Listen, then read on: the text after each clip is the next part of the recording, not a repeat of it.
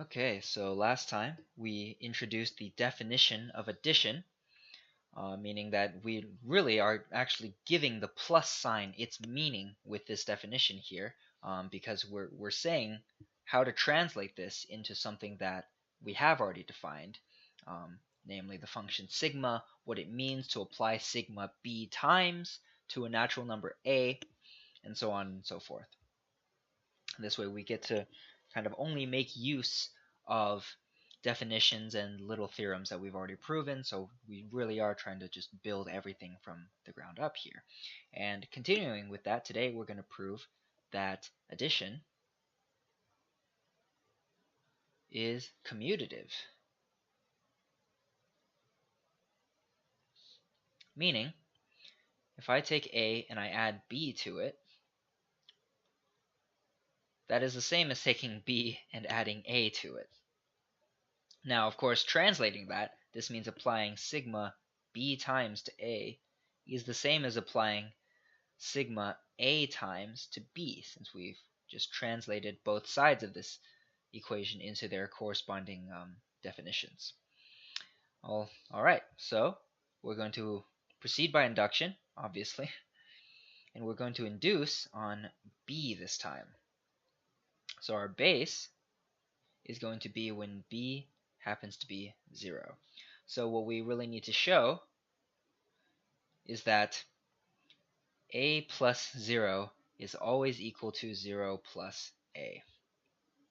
Well, all right, here goes. So starting with the left-hand side, bracketed in red, A plus 0 by definition is going to be sigma applied 0 times to A, which is the identity function being applied to A, and that just gives us A back. 0 applied 0 plus A is going to translate into sigma applied A times to 0.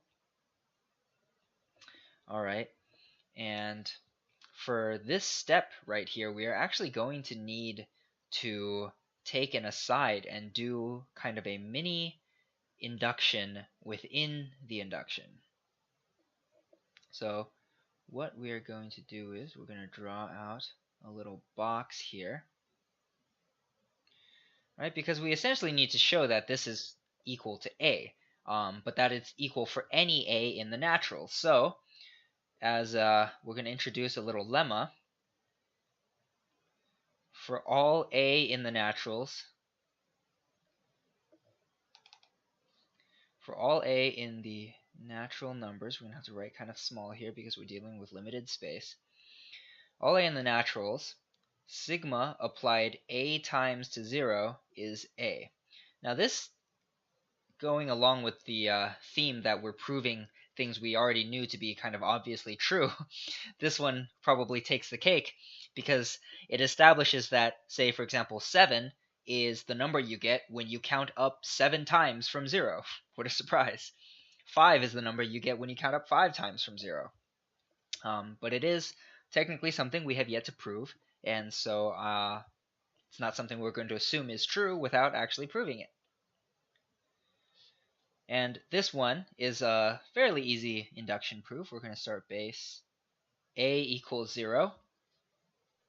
So we need to show that sigma applied 0 times to 0 gives 0. And of course, indeed, sigma applied 0 times to 0 just gives back 0, which is indeed equal to 0. Next, for our induction step, we're going to assume that for some A in, so we now know there's a specific natural number, which is equal to the result of counting up itself number of times from 0. For some A in the naturals, sigma applied A times to 0 gives A. We now need to show that sigma applied sigma times sigma of A times to 0 gives sigma of A. We should probably write the equal sign here. And let's try to pick a new color for this. We're only going to transform. So we're not sure that this equality is true yet.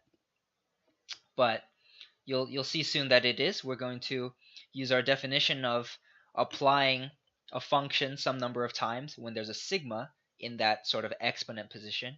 Means we just pull down the function right there, and this is sigma applied to the result of applying sigma a times to 0. But wait a second, by our inductive hypothesis, we assumed that this is actually equal to a. So this is sigma of a, and would you look at that?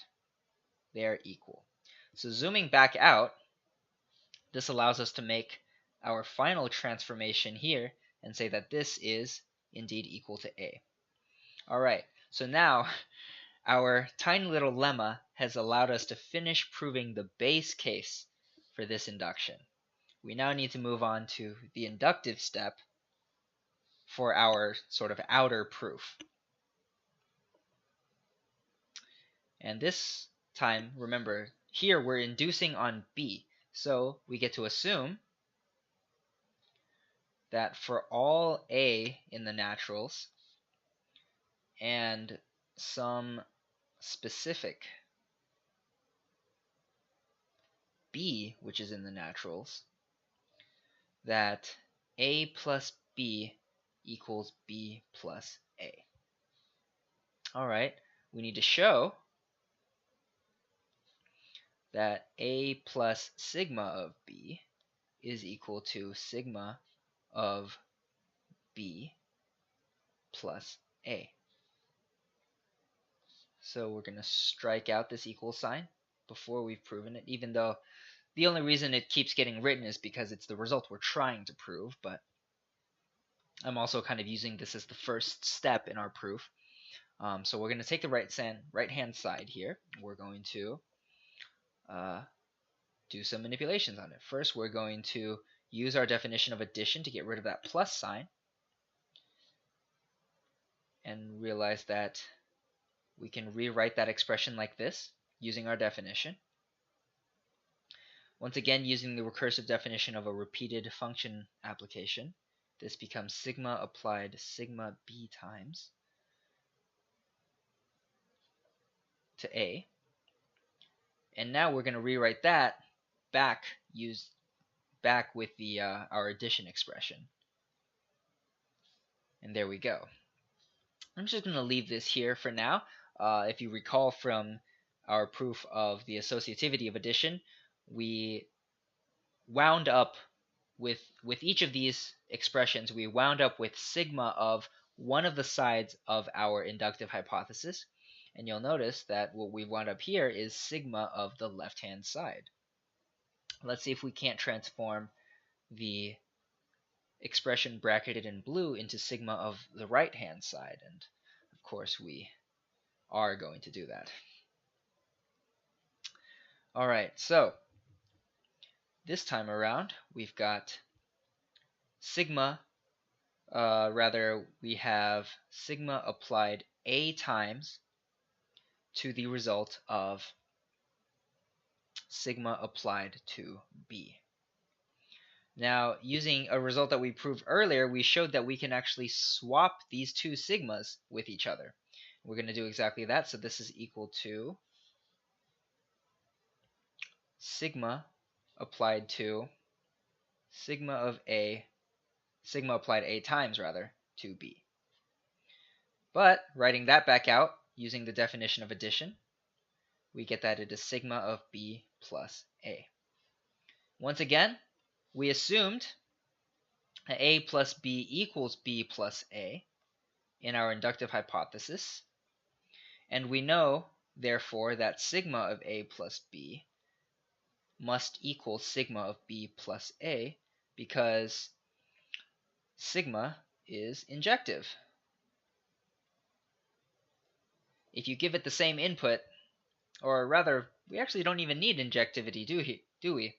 Because we already know that since a plus b is the same as b plus a, we're ultimately plugging the same value into sigma, and so we must be getting the same output. So scratch that. That's just what functions do. And there you have it. Addition is commutative.